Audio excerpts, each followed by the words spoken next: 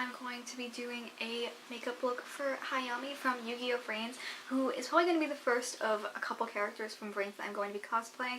I have most of her on besides her jacket right now, and I look kind of gross, so I really want to put my makeup on. First things first, I'm going to work on filling in my non-existent eyebrows. Luckily this wig is pretty close to my natural hair color, so I can just use like my normal eyebrow pencil to make them. So for primer, I'm going to use this like hangover replenishing primer from Too Faced because I feel really gross right now, and I think the foundation I'm going to use is more mattifying, so I'd rather have something like refreshing as my base. This primer smells and feels so good, even if it maybe is not like doing a ton. It like really feels like so good when you first put it on. Okay, I'm going to be using like and doing a first impressions on the Too Faced Born This Way foundation, which I have like a sample of over here. Yeah, I've been really sad because my normal like really like Holy Grail foundation has not been like doing it for me, so I wanted to try something a little bit different. And yeah, I got like, I don't know, it's like the second lightest shade because the lightest shade looked a little bit too yellowy for me, but let's see how this goes. Okay, so whoa, it looks so different on camera. As you can see, I have quite a red face, but I think that this matches my neck okay. It might still be like a tiny bit yellow, but I don't know, on camera it looks like it's matching pretty decently. I'm going to take some of this for my forehead, and I don't want to do my forehead, but I'm going to have to because Hayami shows like quite a lot of her forehead, so unfortunately I do have to cover it. I always hate doing my forehead because it doesn't matter what foundation I'm using, it always gets like it picks up like every single dry patch that I have, no matter what foundation I'm using. So it's gonna just look a little bit gross up there, but I have to do it. Okay, I think I've gotten it to a point where it is pretty even all across. It still is definitely picking up on like the dry patches like up on my forehead, and just because of this sponge it's hard to blend around the nose, but otherwise it looks like pretty okay, and I'm actually really happy with the color because I'll see how it oxidizes, but my other foundation had been getting like really like orangey yellow on me over the course of the day, and I just really wasn't happy with it, so I'm happy with this color selection at the very least, and I think it matches me pretty okay. Next for concealer is something else new that I'm trying out, which is the Makeup Revolution Conceal and Define. This is only $8, and it's from a brand that I do really trust. I'm going to use a palette of theirs a little bit later on in this video. I'm going to do a couple like, light triangle boy around there, and then I had like a tiny blemish like up on my foot there, and then maybe a little bit right there. Okay, so I'm pretty pleased with how like, I don't know, minimal effort I had to take for that to blend in really well, and it still feels like it has really good coverage. I can definitely tell like a really big difference even between my blank face and then even with my foundation on. It made a difference to the color. Oh, we'll see how that places over time, because now I'm going to powder my whole face with my tried and true Tony Moly Cat's Wink powder, which is like still the best shit in the whole world. I always think like maybe since this has like hit pan, if I will get like another different foundation after this one is like completely gone, but honestly I'll probably just end up rebuying it because I like it so much. I'm gonna put a tiny bit to see if I can like buff out.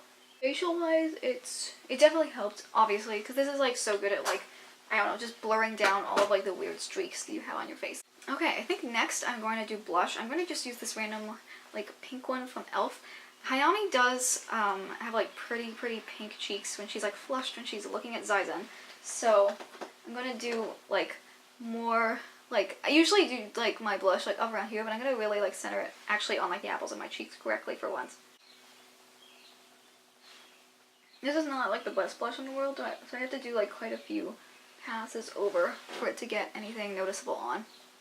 Now I'm going to do something I probably should have done previously, which is to use my Bling Bling eye stick in like the inner corners of my eyes, because Hayami has like really gigantic eyes. And I'm just going to go like up and around like this area of the tear duct. So now I have very bright inner corners, which is what I really like.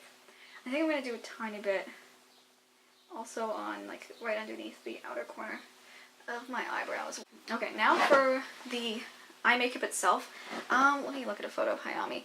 I think that, I don't know, her colors seem to be very like pink and like warm tones. So I'm going to use this rose gold palette, which is again from I Love Makeup, which is like a subset of Makeup Revolution. I actually did like a full first impressions on this palette, and then I just like didn't upload it for whatever reason. But it's really, really cute, and I really like this like color scheme. Like really nice warm tones and pinks and like rose gold. So I used this for my Zelda makeup that I did for Katsu, and it turned out really well. So I'm gonna do like a light version of that, because Hayami doesn't seem like the kind of girl that wears like that much makeup or that is even really very good at makeup. She just seems like someone that wears like very, very minimal makeup, and everything that she has is really like bright and like just like a little bit shimmery. So I'm going to use like this really big like pan at the very top, this boy, and use that as like my base shade over the course of my whole eye. But overall, pretty basic level. And I think for like my crease, I'm going to do this like more rosy, like mousy brown, which is right over here. This is quite cute, but I think it might be looking a little too like sunset almost color scheme, so I'm going to integrate some more cool tone, I think, after this. Okay, I like how this looks though. It is pretty cute. And these colors are so nice and super pigmented, so I really like this palette.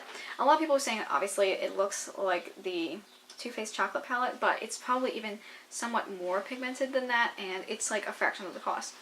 Okay, just because I want to make her look cute and pinky, I'm going to use this like matte pink shade that's up here. And I think I'm going to put that kind of as like the in-between shade, but just to add like another color into the mix. Oh, that looks quite cute. I'm definitely going to extend it out a little bit. Okay, I really like how this makeup turned out. It's super duper cute. Now I'm going to do my eyeliner, which I'm just going to use like the same eyeliner I use for everything, which is this Wet n Wild Felt Tip marker. This is like the really thick one, which I don't like as much, but at the time I bought it, the thin one was out of stock, so I had to get this one. And Hayami definitely has more of a tare eye, so her eye goes up. So this one you're going to follow along your lash line up to like a point, and then start angling it upwards at the very end. Okay, and now I'm going to extend it a little bit closer to like my inner quarter, because I have quite wide set eyes. At least I think so when I do my makeup. It looks less so on camera, but in person I think that like this space I need to definitely like draw my eyeliner in closer to make my eyes look a little bit more close together. And then I'm going to close this and shake it so I can get more product to come out. And then I'm going to do just a very tiny line along like the under section of my eye. Okay, so now that the eyeliner is done, I'm going to do the most important thing, which is the fact that Hayami has gigantic eyelashes. So I'm going to use like a lot of mascara to make her eyes look huge.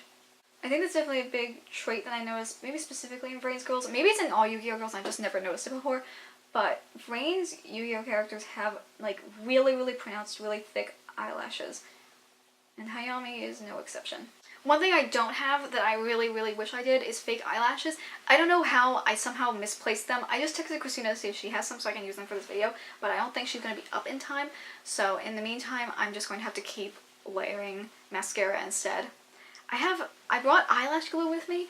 I have eyelash glue with me, but I don't have fake eyelashes, and I'm like, how did that happen? But ideally, if you were to have fake eyelashes, they would be the kind that kind of have like the one big sprig and a couple small ones and then one big sprig, because that will really give like the, I guess like more like anime eye type of look.